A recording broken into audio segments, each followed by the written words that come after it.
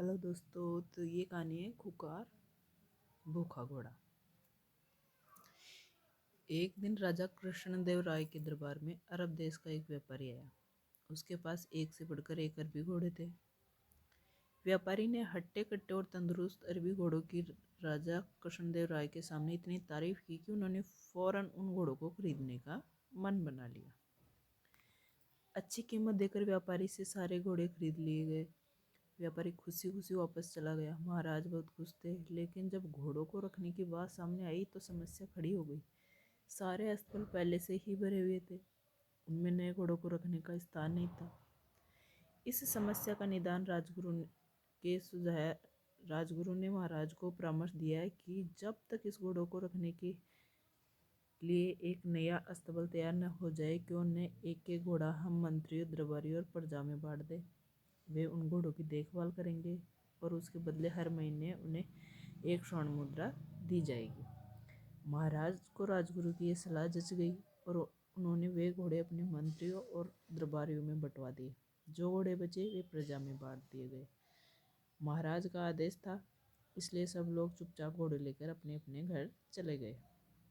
एक स्वर्ण मुद्रा में उन घोड़ों के चारे का प्रबंध करना और उनकी देखभाल करना बहुत कठिन था, लेकिन वे राजसी घोड़े थे, इसलिए उनकी देखभाल में कोई कोताही नहीं बरती जा सकती थी। सब अपना पेट काट कर घोड़ों की देखभाल करने लगे।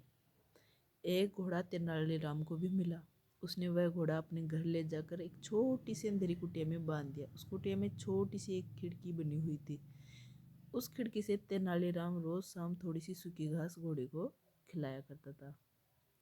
थोड़ा दिन भर भूखा रहता, इसलिए जैसे ही शाम को खिड़की से सूखी घास देखता, लपक कर उसे खा जाता। दिन बीतते गए और वह दिन भी आ गया जब अरबी घोड़ों का अस्तबल बनकर तैयार हो गया।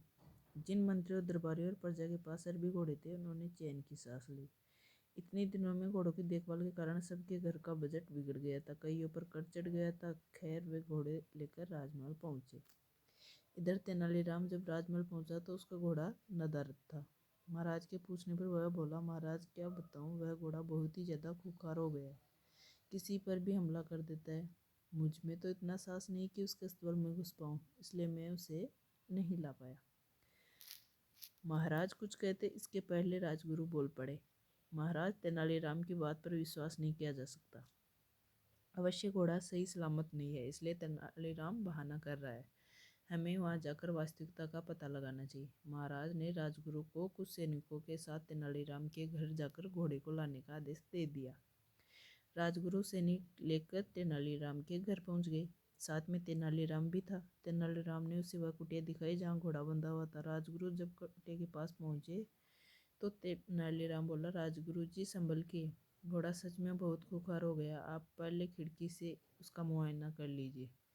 राजगुरु ने भी सोचा कि पहले खिड़की से ही मुआयना कर लेना उचित होगा। वह अपना मुंह खिड़की के पास ले गए। दिन भर से घोड़े ने कुछ खाया नहीं था। तेनालीराम शाम के समय ही उसे सूखी घास दिया करता था, इसलिए जैसे ही राजगुरु खिड़की के पास अपना मुंह लेकर गए, उनकी दाढ़ी को सूखी घास समझकर घोड़े ने मुंह में दबा लिया और खींचने लगा। राजगुरु दर्द से चीख पड़े। यह देख तेनालीराम बोला, मैंने कहा था न राजगुरु जी की घोड़ा बड़ा खूंखार हो गया है। राजगुरु क्या कहते, बस दर्द से चीखते रहे और अपनी दाढ़ी छुड़ाने का प्रयास करते रहे, किंतु भूखा घोड़ा भी दाढ़ी छोड़ने को तैयार नहीं था। आखिरकार सैनिकों द्वारा तलवार से दाढ़ी काटकर अलग कर दी गई। तब राजगुरु की जान छूटी।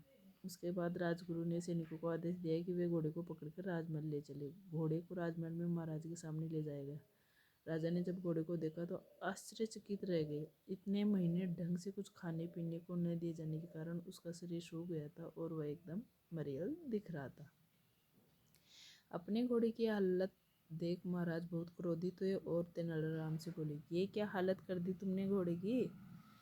तेनालीराम बोला, महाराज, एक स्वर्ण मुद्रा में मैं इसे जितना दाना पानी दे सकता था उतना मैंने दिया। बाकी लोग आपके डर से अपना पेट काट काट कर घोड़े की देखभाल करते रहे।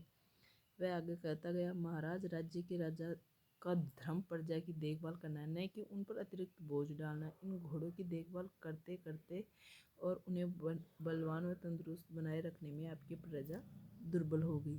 आप ही बताएं महाराज, क्या ये उचित है। महाराज को तेनालीराम की बात समझ में आ गई और उन्हें अपनी भूल का एहसास हो गया। अपनी इस भूल के लिए उन्होंने सबसे क्षमा मांगी और उन्हें इन महीनों में हुए खर्चों की भरपाई भी दी।